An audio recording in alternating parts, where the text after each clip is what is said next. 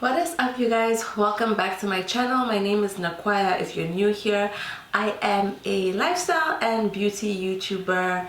And yeah, if this is your first time, please make sure you subscribe. Maybe it's your third time, please make sure you also subscribe. And if you like this video, then you can definitely go ahead and give me a thumbs up, because that really helps. Okay, so as you can tell from the title of this video, I'm talking weddings. Now, for those of you guys who don't know, I am a newlywed. I got married in June 2019, so almost 6 months ago. Well, 6 months and a bit ago. Yeah, so I got married 6 months ago, and I planned my wedding myself. I didn't have a wedding planner, and in the process of planning the wedding, hold on, excuse me. So in the process of planning my wedding, I felt like there was a lot of trial and error, because people are very mysterious about their wedding planning and what they're doing for their weddings, or what they did for their wedding. So no one wants to say anything to anyone, but I just feel like it's information. Why are we not sharing it? And I feel like had I known more, I would have definitely done certain things differently, maybe used different vendors. But for the most part, I was really happy with how our wedding came out and how it all worked out. I mean, obviously it's not going to be perfect because life.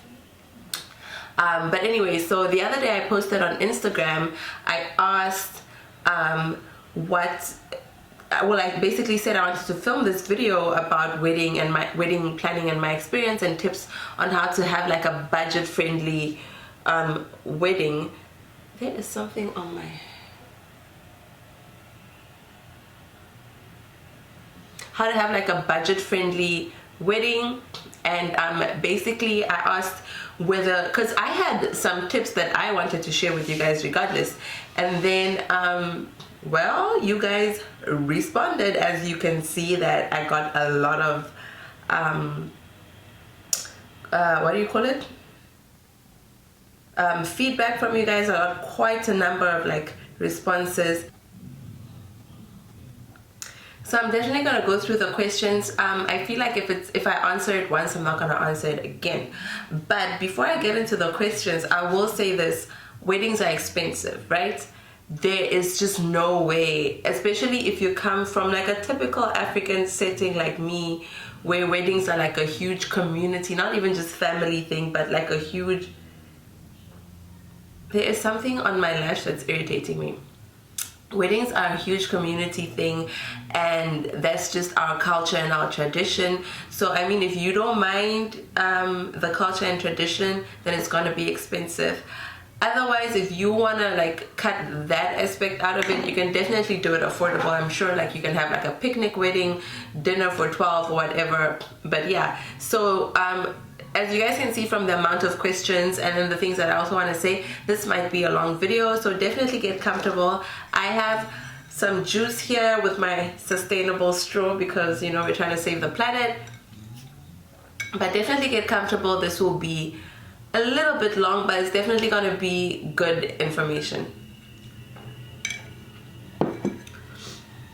Okay, so the first thing I will, beside weddings being expensive, I will say this: my top tip for planning a budget-friendly wedding is have a rational fiance that can kind of reel you in at times if you find that you're going with the wind a little bit. I had that, so I was able to kind of always come back to the plan. So have a rational fiance, that really helps. Then secondly, and this is a question that was asked, so I'm jumping a few, but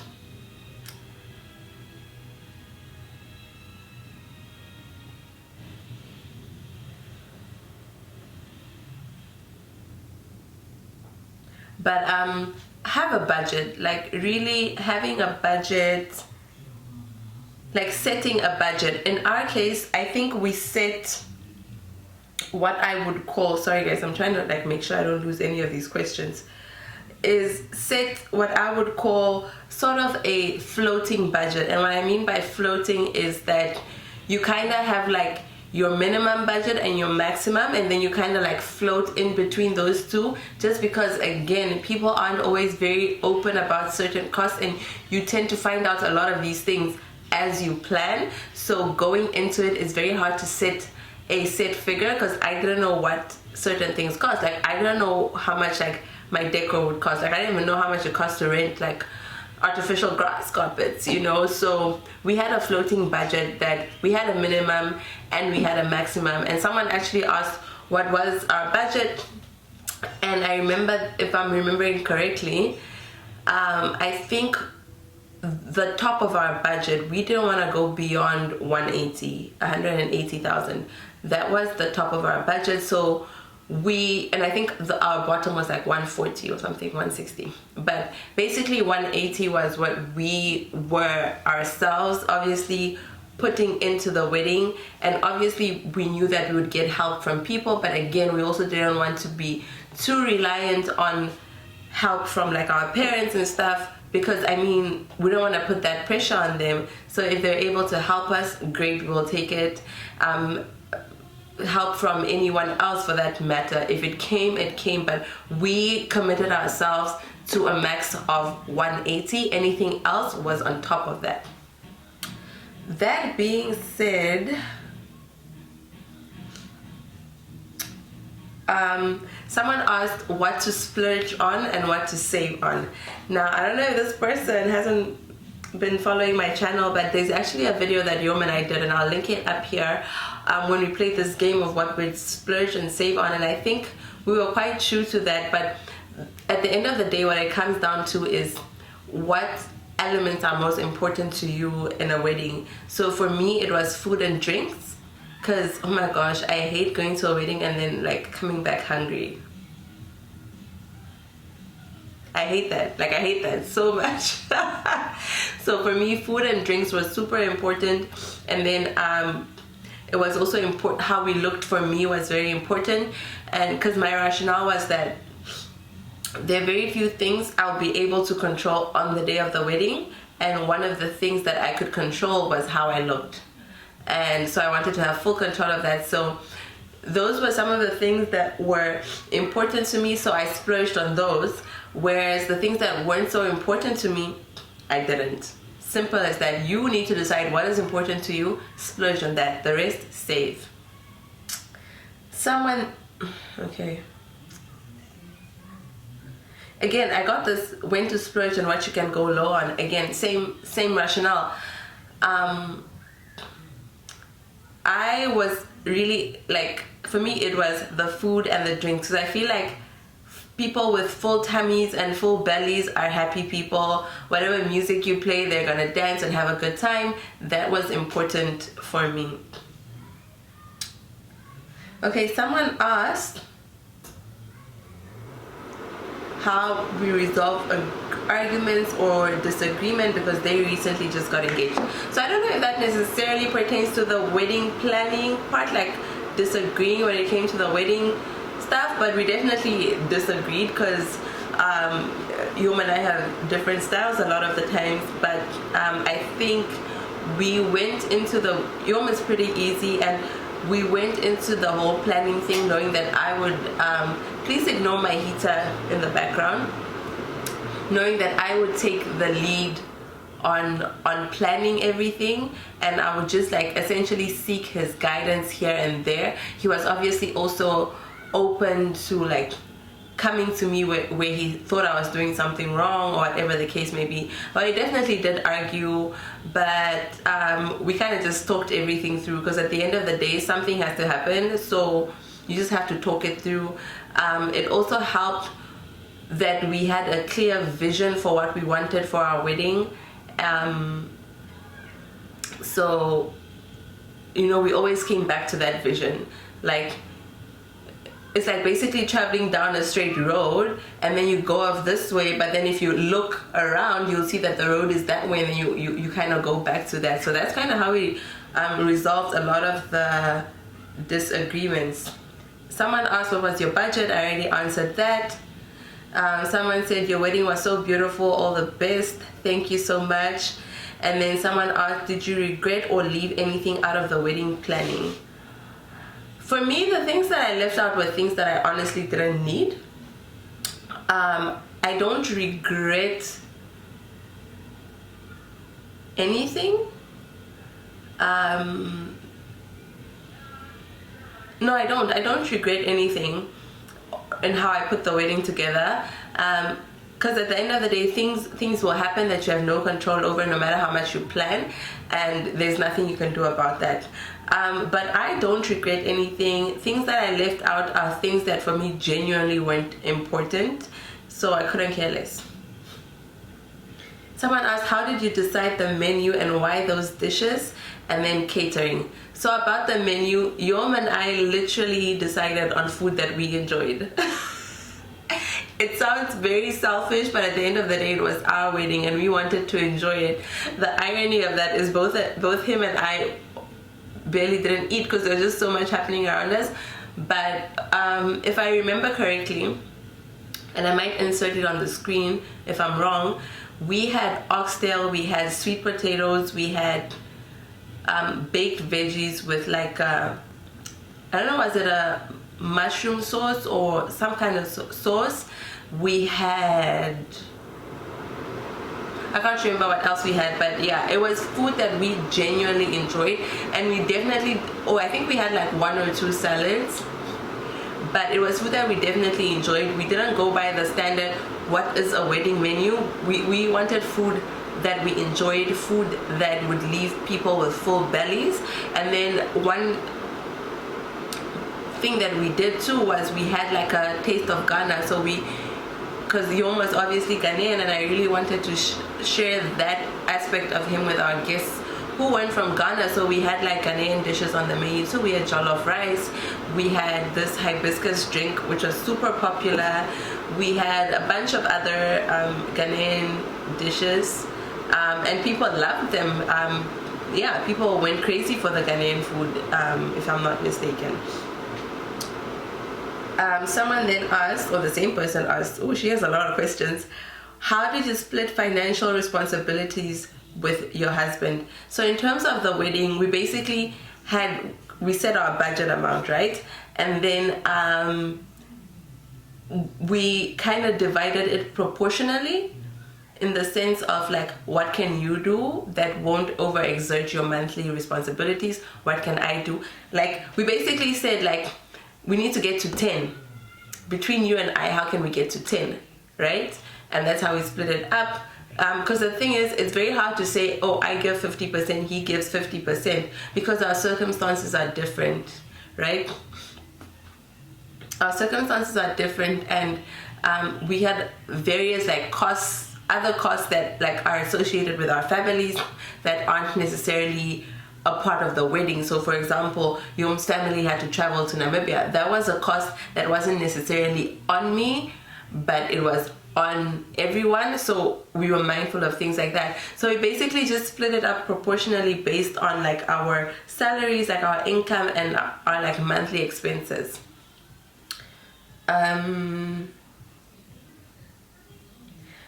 Oambo people adopted the Okayata style and tailor it however you want. Thoughts? Honestly, I'm not here for that. I just feel like not everyone is part of the wedding. I think that in a wedding, you celebrate the bridal couple. Obviously, their friends who support them, and then their family, like who, are standing next to them. Not everyone has to be part of the wedding, and for me, that's okay. So in my case, what we did is, we had material for obviously like our family, so like my siblings and like close cousins that are like siblings to me, and then we had material for my aunts and my uncles, and then we had material for obviously the older ladies and the people who the ones that give a cow or whatever, and the old men and women who do that. Beyond that, it is not other people's wedding. Like, if you're not part of the bridal party, if you're not a parent or aunt or an uncle, or if you haven't like contributed in the deserving category, then why must you try and be part of this wedding? I just feel like it's unnecessary. at least I'm not gonna, like, I won't stop people who buy their own material and do their thing. That's fine, but I'm definitely not putting that on myself. No. The amount of the bridal party and how you chose those specifically. So if you guys saw our wedding pictures, you'd have seen that I had 2 bridesmaids. They were initially supposed to be 3, but my one friend couldn't make it because she ended up having an exam scheduled that very morning of the wedding. So we had 3 bridesmaids and 3 groomsmen. My husband was very adamant that he wanted a small bridal party, and myself as well. Like, I always just I've seen how like huge bridal parties always just cause so much conflict because this bridesmaid and that bridesmaid just can't get along, and there's so much stress. And I feel that for me, a bridesmaid or a groomsman is people that, it's a job, right? It's a job, and when you think about who you put in these positions, I think you have to pick people that you know would be able to do these jobs. Obviously, you're picking from your friends, and a friend is a friend is a friend. But I find that there are friends who in certain situations aren't as friendish as much. Like, and it's nothing against them. It's just that maybe it's not their strong suit.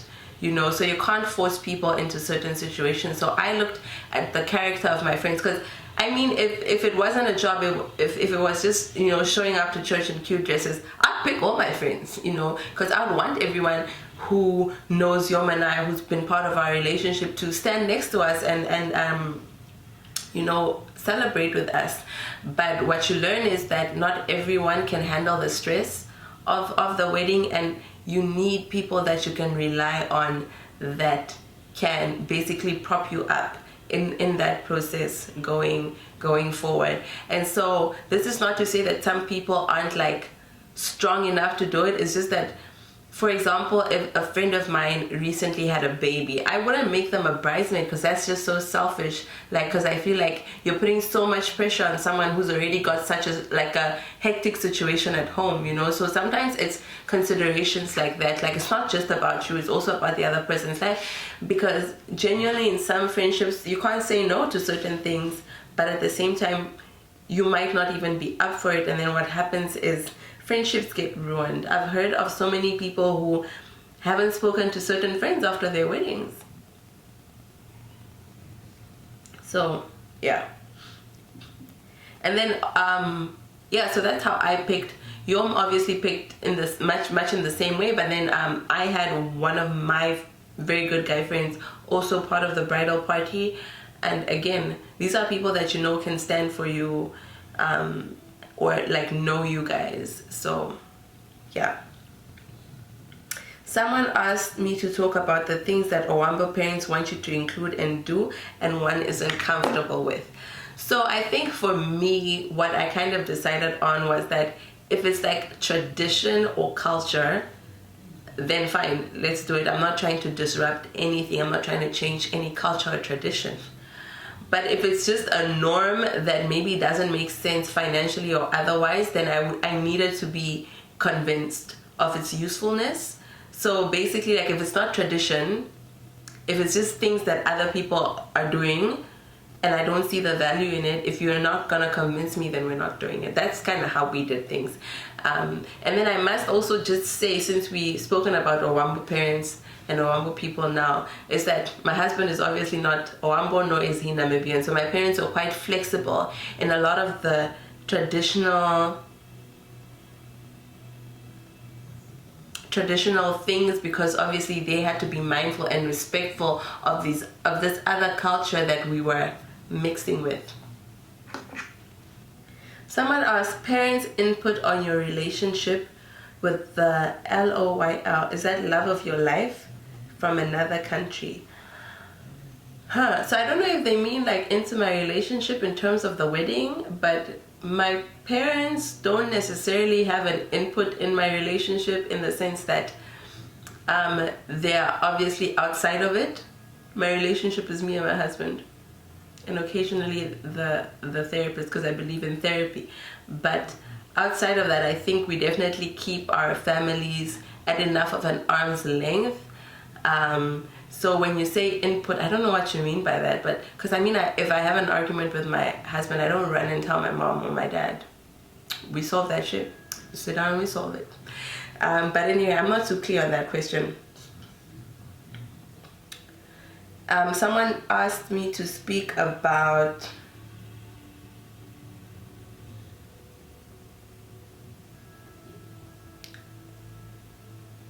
handling disputes between you and your parents, e.g. them wanting certain things to go their way. Again, for me, I was a bit of a tough cookie. And in hindsight, I don't regret it, because I feel like had I even been stronger on certain things, they would have gone a certain way. Because it's one of those things where I've seen this before, guys. We've all gone to especially if you're Wambo, we've all gone to our weddings. We all know what it's like, and we all have seen the pitfalls. And I think that I tried to have a very preventive approach. Like, I wasn't going to do certain things that I've seen happen before, because I know it's going to be a fail. And so in the sense of those things, there were certain things that I was definitely like not strict enough about, and guess what happened? They were a fail.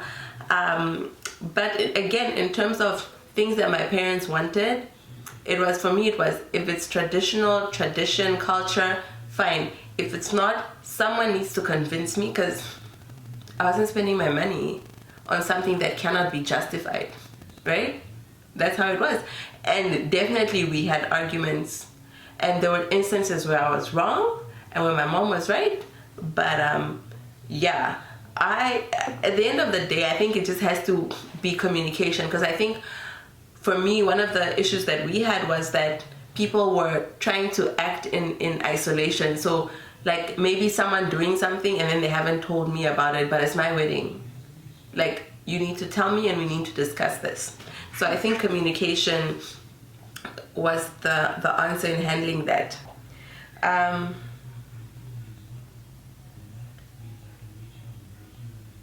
Someone asked, how did I manage with the granny material situation? It can really get out of hand.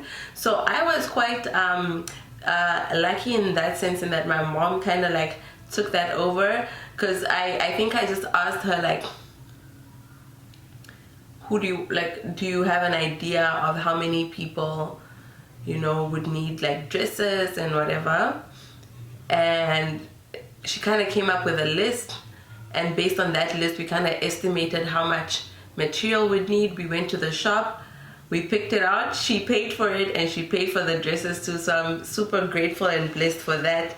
But yeah, I let my mom handle that, because again, that's one of those stressful situations that if you can give that away to like your mom, definitely do that. Or like someone who's like a motherly position, just because they are better placed to deal with the grannies and know which granny from where and stuff like that, because you'll always end up forgetting someone. We literally bought, I think I bought a roll or 2 rolls.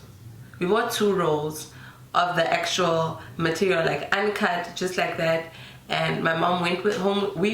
I took it to the north, and she ran with it. That was her baby. I did not stress myself about that.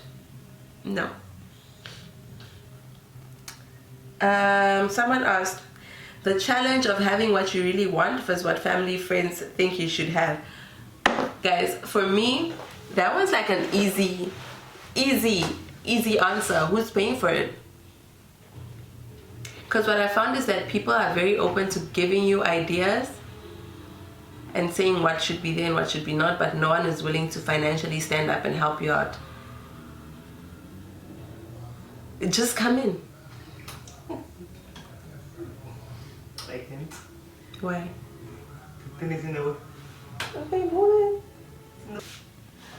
So I was just answering a question about how to decide between what you want and what family or friends think you should have. And for me, it comes down to who's paying for it. Like, people are so quick to say, get this tent, get that, but no one's willing to actually help you financially with some of these things. So for me, if you can't pay for it, no thank you. What do you think? Do I really have a... Oh yeah, I mean, if they're not going to chip in, or if it's not a cheaper solution to what you already have, Exactly. then no. If someone's solution isn't going to make your life better, Yeah. ignore it. If it's not making your life easier, ignore it. Like, it's your wedding. And I mean, there are certain aspects which are community wedding, but there are definitely a lot of things that you can keep a hold of. True. Okay, someone then said, I'm getting married and want to know what is worth spending on and what is unnecessary. This is like the third or fourth person that's asked this question. And I said, one, Yo and I filmed a video, Save or Splurge. I'll link it up in the cards. You can watch that where what we thought we should save or splurge on. And two, it all depends on what is important. Then someone said food and drinks budget when you don't know how many people are coming. So guys, I think it's obviously not easy to pinpoint a number, but you can definitely have a range, which is what we did. So we invited 200 people. Yeah. Or we catered in our tent for 200 people, but then we also knew that there were all these other people who were coming. So we basically just had a huge range, and I think ultimately our range came down to about 1,000 people. I mean, we weren't exactly going for 1,000. But we kind of gauged that it was going to be that many people, including like obviously the community and people that my parents invited. And I asked my parents, like, how many people do you think you invited? What is your range? You know, so I got these estimates, and then you add a few hundred, 1 or 200 just to cover yourself, right?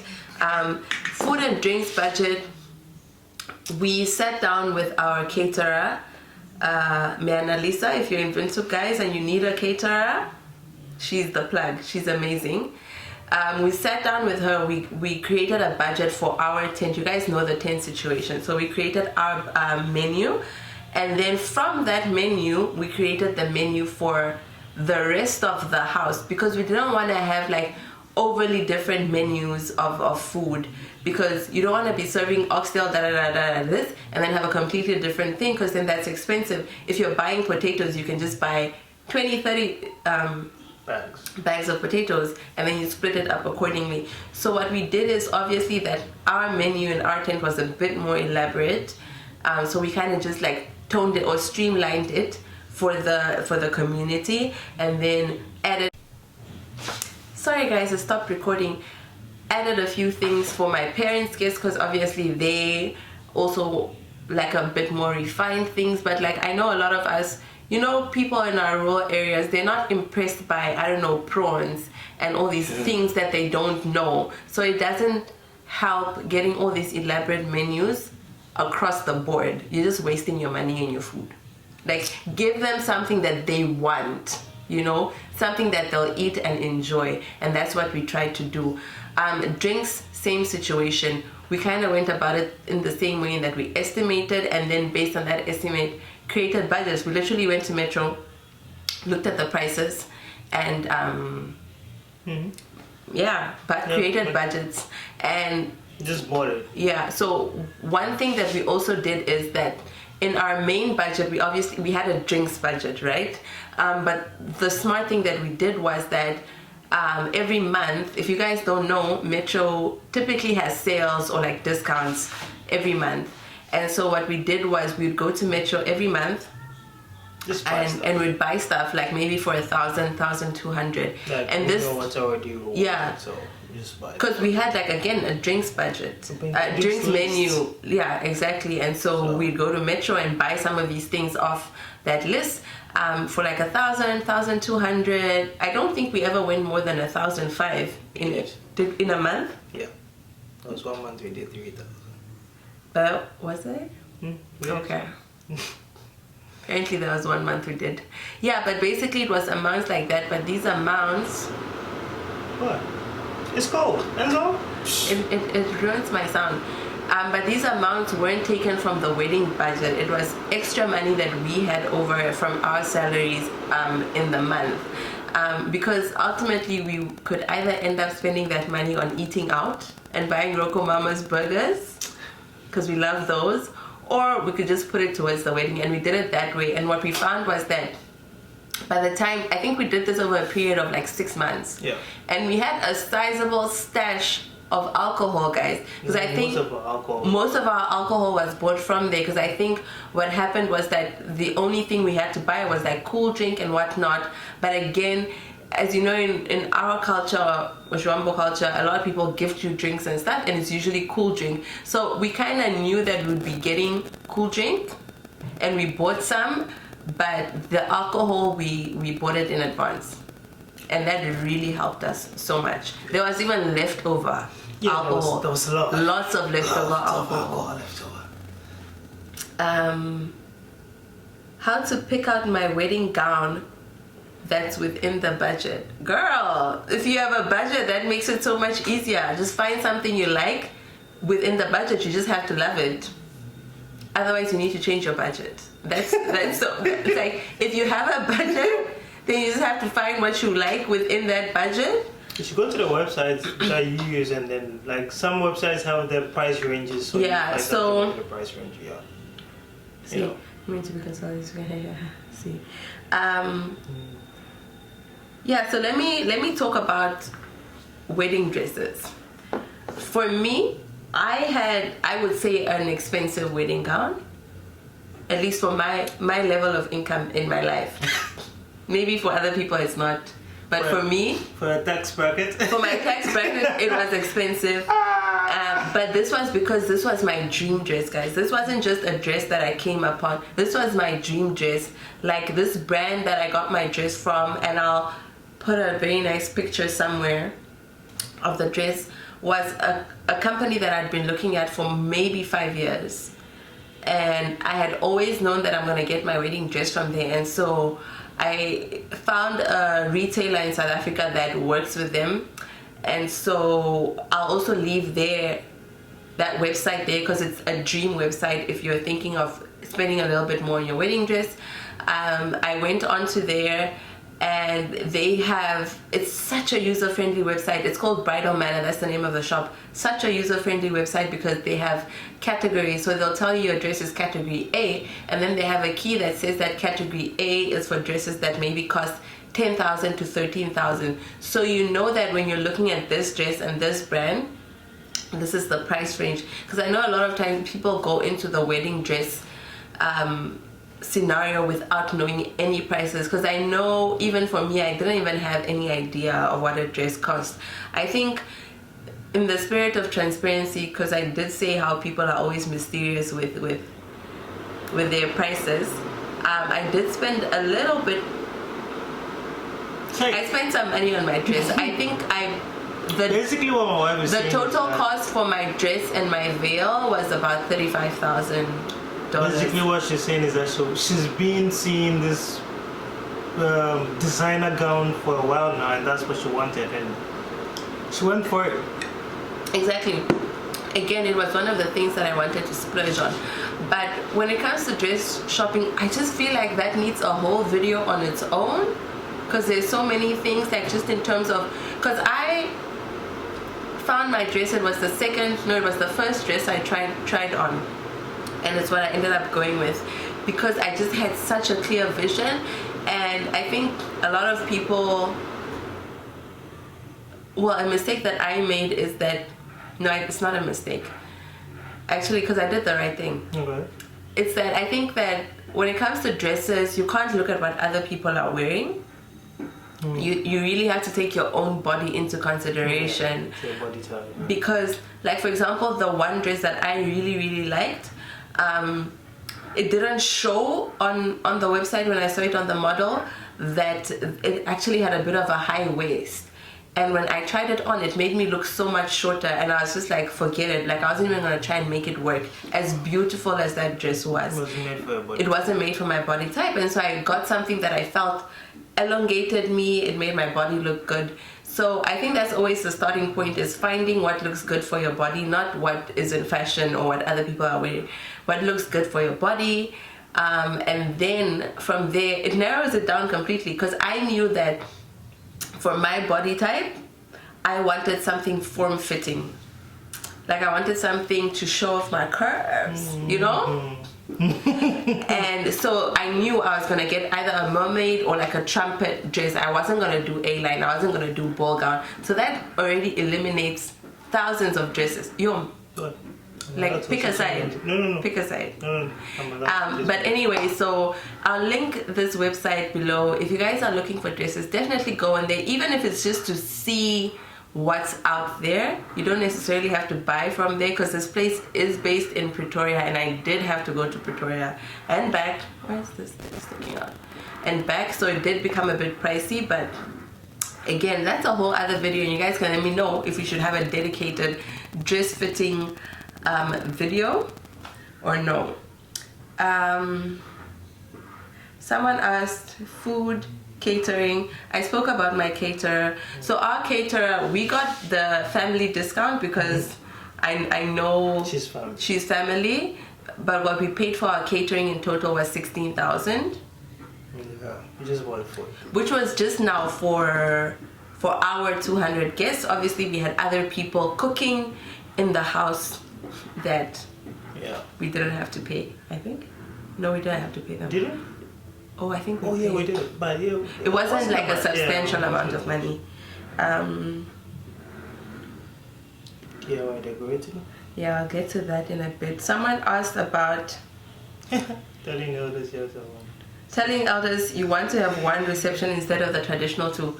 Yom is not from Namibia, so we only needed one reception. And I have the coolest in-laws, so they. Yeah, my parents were very understanding. Yeah, my mother-in-law was really not in the mood to stress me. She was like, nah, she doesn't want to see the smile fade from my face. So anytime I want to do something, I just pretend I'm not smiling, that's it. Yeah. Someone asked about the ring cost. Now, I think someone else had also asked at some point about rings. They had asked like places in Windhoek where one can get like good rings. So I'll say this. So you guys have seen my engagement ring because it's been on my channel very many times. But this is my ring. Oh, it's focusing on me.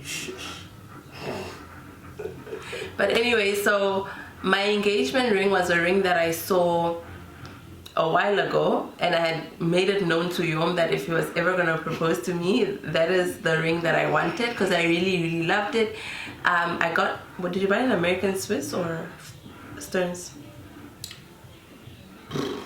Which one is? Stearns is the one closer to Roko Mama's. Oh no, I bought it in Maramo. Yeah, so it's American Swiss. American Swiss. Yeah. And it's a morganite ring with like cushioned with diamonds.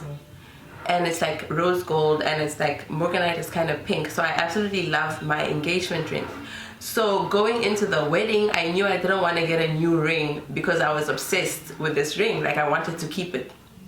So I just wanted to add like a wedding band, like just a simple plain band in the same style as the engagement ring, just to complement it. And it was actually so hard finding like a simple band. One, because we don't have much option in Windhoek, and two, the shape of my engagement ring made it such that it was kind of hard to find a band that fits. So what we did is we actually spoke to the people at Stearns, at Grove Mall, and they actually directed us to their workshop or to the company that does their resizing and stuff, and they made us a band. So this is the band that I got. What? Okay, let me move my face, bro. Yeah, so this is the band that I added to my ring. We went there, we told them what we want done, we told them what stones we wanted in it, and they made it for us within like 3 weeks. Was it that? 2 to 3 weeks. Yeah, that was pretty short. It was pretty short, I mean, it was super affordable. I think we paid $3,000 something, under $4,000. That's pretty. Yeah, because it was just a simple rose gold band with a few stones, so nothing expensive, and they made it for us. And I'm pretty sure if you guys, so the place is called Windhoek City Jewelers. Oh, yeah. They're in John Minot Street, at the intersection almost, John Minot Street and what is that other street? The street that has the KFC in John Minot. It's not the one that goes all the way to the Social Security. But where does it come from? I think that's not Mandume. Is it Mandume? The road that goes past Ellerins to Catholic Hospital to ShopRite, then it intersects with John Minot. Yes, because it's by ShopRite. That road that comes from ShopRite and intersects with John Minot. They're right there on the corner, not on the corner, but like right there. Windhoek City Jewelers. They did our rings. They were amazing. Yeah, they're good. Yeah. Then, okay guys, I'm gonna quickly, this video is long. Yeah. I'm gonna quickly run through some DIY stuff. So I am like the queen of DIY because one, it saves me money. Are you going? No, just stretching my head. Just okay, keep talking. I'm like the queen of DIY, and I found that there's so many things that if you make yourselves, people can't charge you an arm and a leg for. For example, I did our wedding invitations, which I'll put up on the screen. I did all our wedding stationery, essentially, invites, save the date, menus, the bar menus, programs. Oh guys, we had the best church programs. Like, I'll put them up on the screen. They were so beautiful and so smart and just witty. I loved it. So I did all of that. And let me tell you guys, Etsy, E-T-S-Y, Etsy is your best friend. Like, if you go in there, they have a lot of like digital products that you can download. Like, you buy it, but it's like relatively affordable. Like, depending on what you want, it can range from like $3 to $4 US to 15 or more US dollars, depending on what you're getting. So like, for example, if you're buying like a full-on like stationery set, like invites, like everything, it might be like 15 or more US dollars. And basically what happens is you buy these things on Etsy and you download the file. It's formidable. And then you can edit it and customize it as you want. And the good thing about Etsy is that it comes already sized. So like when you're buying, like the information or the description of the product has the specific sizes, and it also has the specific printing dimensions. So you're not gonna like struggle with printing. Like, it comes as you should print it. So you literally customize it, take it to the printer, they print it out, you're done, you have your invites. Yeah. So Etsy for me was such a lifesaver. You can preview before you even buy. Yeah, you can preview before you buy. You can like customize it. Yeah, see how it looks like. See how it looks like, and then you really want it, just buy it, and then you download it and just edit. And then you just. And then, yeah, another DIY thing that we did was like a photo booth, which I'll put up an image somewhere. Did people use it? Not so much, but like what we had was a photo station. So let me use that word, a photo station, where we had like, I bought these things in CNA, like photo props. Yeah. You know, that we wrote. I'll put up the picture and you guys will understand what I mean. And we literally just put that on a table, and we had like a big photo frame, and we had a Polaroid camera, and people just took pictures, you know. I understand that you can book a photo booth, but like, it's so easy to just get these props. And one thing that worked out really well for us was that our backdrop, like at the bridal table where we were sitting, so it was like these white drapes and these hoop wreaths of flowers. And so what happened was that later in the evening, when they had kind of like cleared everything out, because where we were seated was a little bit more elevated, and I'll insert a picture. When they cleared everything out, it kind of looked like an impromptu photo backdrop, and people just were taking pictures there. So that was a freebie that we didn't even plan for, but it worked out, and it was a great backdrop. We also made our wedding favors ourselves. So I basically just bought our wedding favors, and I'm gonna steal this photo from someone because they posted a really beautiful picture of it, or they sent me a really beautiful picture of it. Thank you, Asela. But basically our favors were like coffee beans, because of the wordplay. Yom and I were the perfect blend. So we had like our own unique coffee blend that we gave to people. And literally what we did is we bought the coffee beans, we bought the little pouches that you put them in, and we bought I downloaded it off Etsy, the tags for the bags, and literally every night here and there we'd sit and we'd fill those bags. Actually, I did most of it. What? But you don't like coffee, so when exactly. You did it like the first time, and then after that you're like, I can't do it. No, my head hurts. I mean I did it. I mean it gave me headaches, true, but I did most of it. Yeah, so we did that, and it took us like a couple of nights. Yeah. But we did it over a period of time, and we had gift favors, whatever they're called. We also, again, Etsy, I downloaded a bunch of like wedding signs, like, what did we have? Like when people were leaving the church to throw the flower petals, signs for that, like signs for everything we got from Etsy.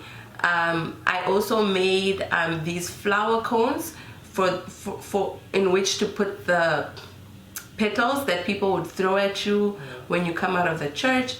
Literally what I did, and I don't know that people even noticed this, but for me it was enough knowing that I did it. I literally printed the sheet music of the song that I walked into church to on it, and then kind of like just folded the paper into like a cone and filled it with petals. And again, these are all things that I did by myself at home. I guess you guys can see a pattern here. She did by herself. Outside of that, let me say a few other things, right? Wedding website. I don't know if anyone asked about this, but I think someone did. Tutu asked me. Yeah. She also asked me.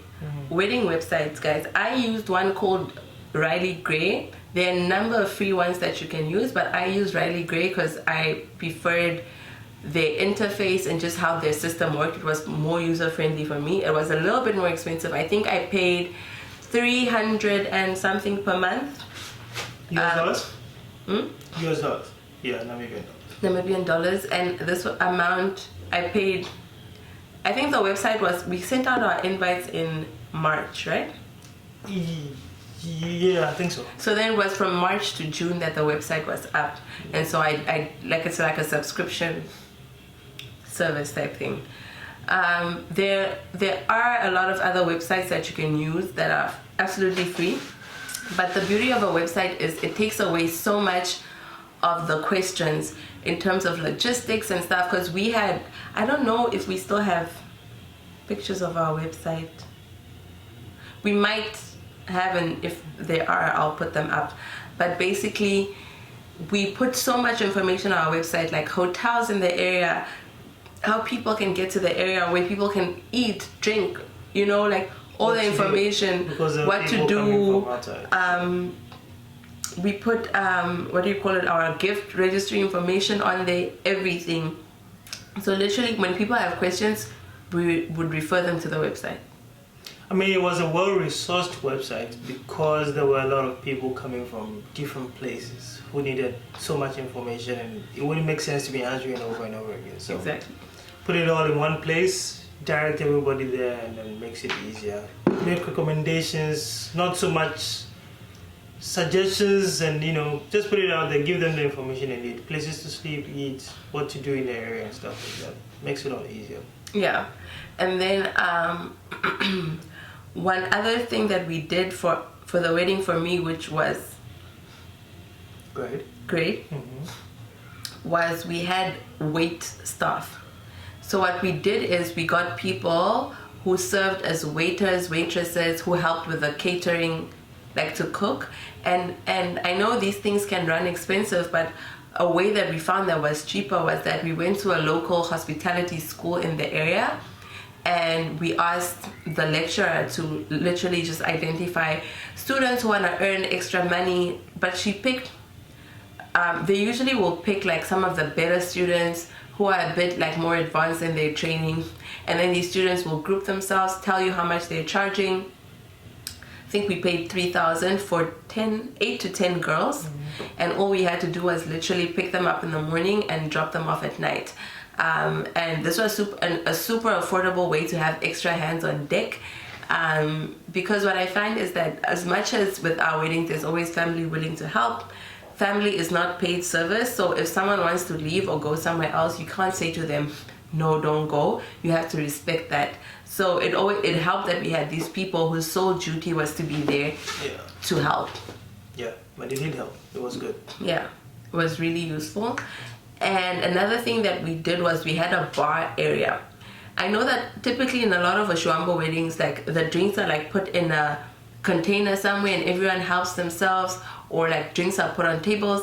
That does not work, guys. That is a surefire way for you to run out of alcohol before the wedding is but before the party has even started. What a bar service does, it's obviously not a cash bar because you've already bought all the drinks. But what it does is that it helps you control the drinks. So for example, when someone goes to the bar, they go with their glass. So whoever is at the bar is not constantly handing out full-sized serving people. Yeah, they're serving drinks. So I'll take my wine glass, have my wine glass be filled. Though I did see some people grabbing bottles, but whatever. So it's like, it's so much easier to control, and it makes it, and I know people are people. There'll always be those people who wanna like grab 2-3 bottles of wine to go home with or whatever. Yeah, but that's at the end of the night when there's... Yeah, but again... And it's at the discretion of the barman if there's enough. Yeah, but when you don't have a bar... Yeah, then... People do this, like they grab things and then you just run out of alcohol. So we had a bar service, my brother manned it. But one thing that also helped with the bar was that we had like a drink that... not a signature drink, but a drink that everyone could enjoy. So... like that could be a punch or a cocktail. We had a hibiscus juice that is Ghanaian, and basically people actually enjoyed it, and so that kind of took away the drinking part of it, because you can only drink so much, right? Yeah. So it makes it easier when there's like this other drink. It lessens the burden on the real alcohol, if you guys get what I mean. Like it helps when you have a punch or whatever. What else? Oh yes, speaking about decor. Decor is expensive, guys. I think that was one of the most expensive things in our wedding. And the thing is that what I've realized is, and I think it's important to have a vision.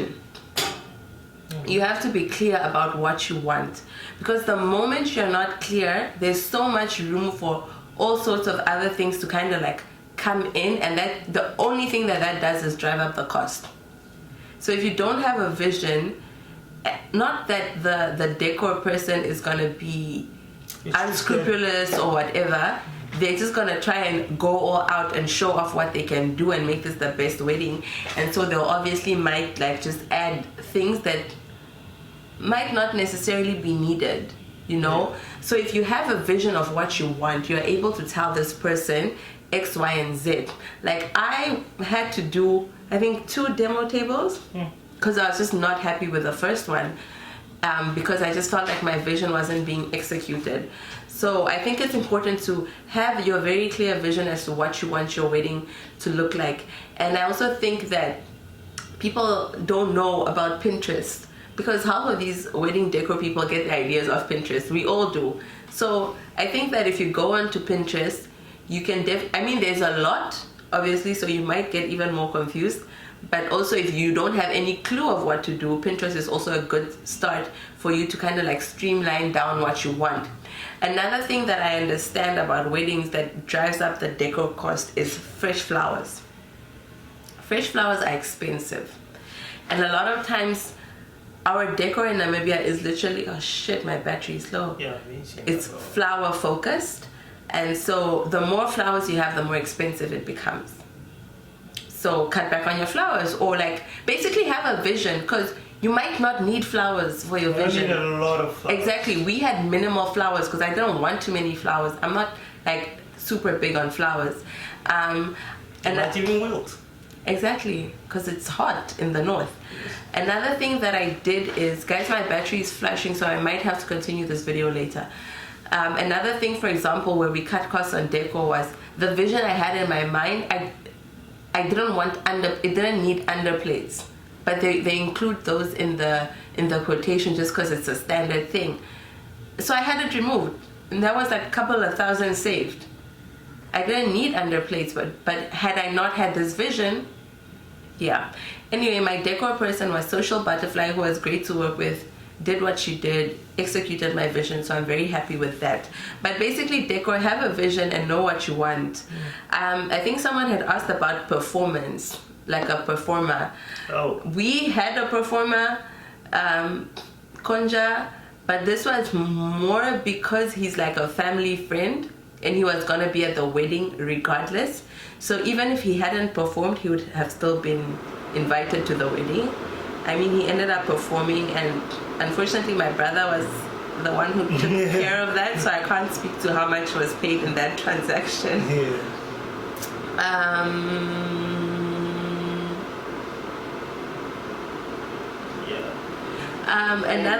Another thing, and I think I'm gonna wrap up this video, and if there are any questions, you guys can DM me or leave it in the comments. Another thing that you guys should just be mindful of is, please know what you're doing when you're getting married, whether it's in community of property or out of community of property. Oh yeah, the legal side of it. The legal side of it. Please do your research, because this is a lifelong commitment. This is something that you're going to be with for the rest of your life. So please understand what it means. Don't be afraid to have conversations. And don't, exactly, these are things that you need to speak about. Even financial conversations. You should have financial conversations. You should have. You should plan out how after the wedding, even where you're gonna live, who you're gonna live with, as in, and even how the house is going to be taken care of, you know, in terms of bills and stuff like that. I think that's another video, babe. Would you guys be interested in a video on how we've been navigating the first 6 months of marriage? What we've learned? Let me know, guys. See, he started, now he doesn't want to end it. But yeah, just be cautious of the legal ramifications of your marriage, and don't, like, a lot of people are very frightened when they hear out of community of property, because apparently it implies that people will get divorced. It doesn't. So just understand the legal ramifications. Go see a lawyer and have them explain these things to you. Have a very open conversation with everything. Talk. Really talk. Yeah. You were saying? I said, don't be afraid to have the conversations. Don't be afraid to speak about any topic. Because everything is, I mean, it's life. Yeah. And life has everything in it. So just speak about it. Yeah, guys. At the end of the day, you two are going to be left in the marriage. Listen, make sure the process doesn't stress you out. I can tell you, it can be it's going to stress you out. Just don't let the stress overwhelm you. Yeah, and don't lose focus of what you are doing. It's about the two of you, not about anybody else. So don't let anybody else's opinion sour the relationship between the two of you before you even get married. Yeah. It can be very testing. And I think that's one thing we did very well, is we were very close in the entire process. It was like, it didn't drive us apart. It actually drove us close, because we were quite in sync about what we wanted for our wedding and our marriage. Trust me. And so it was more as if it was like us against the world. Yeah. It can be very testing. As opposed to us against each other. Especially when external family comes into it, it can be very testy. So yeah, take your time. Yeah. Enjoy the process. Yeah. Take some time off during the week, every once in a while, you know, in the whole planning process. Just to disengage from everything. Don't plan all the time. You lose your mind. Yeah. Might even lose some hair along the way. Yeah, but anyway, guys, like I said, my battery is flashing, but that was the video. I think I answered like at least 95% of the questions. I think I answered all the questions I saw. So okay. I didn't see any questions. Because I'm about to say, like, when did you look at the questions on my Instagram? But anyway, guys, thank you so much for watching. Again, if there's anything I left out, let me know in the comments, and then I'll answer it in the comments. Thank you so much for watching. Thank you so much for all your questions. Let me know if there are any other topics you want to talk about. Yom and I might do like a joint. But what was the joint video we wanted to do? I thought it was supposed to be this one. They got hijacked. And they were supposed to be doing some food thing, something. Yeah, but let us know if there are any other topics that you guys want us to do pertaining to like marriage and like the wedding part of it. I feel like it's leading up to Valentine's Day, so we're doing a lot of like love related topics. So yeah. So yeah, guys, thank you so much for watching, and I'll definitely catch you guys in my next video. Please make sure you're subscribed. Catch you in the next video. Bye. Probably not with me, but yeah.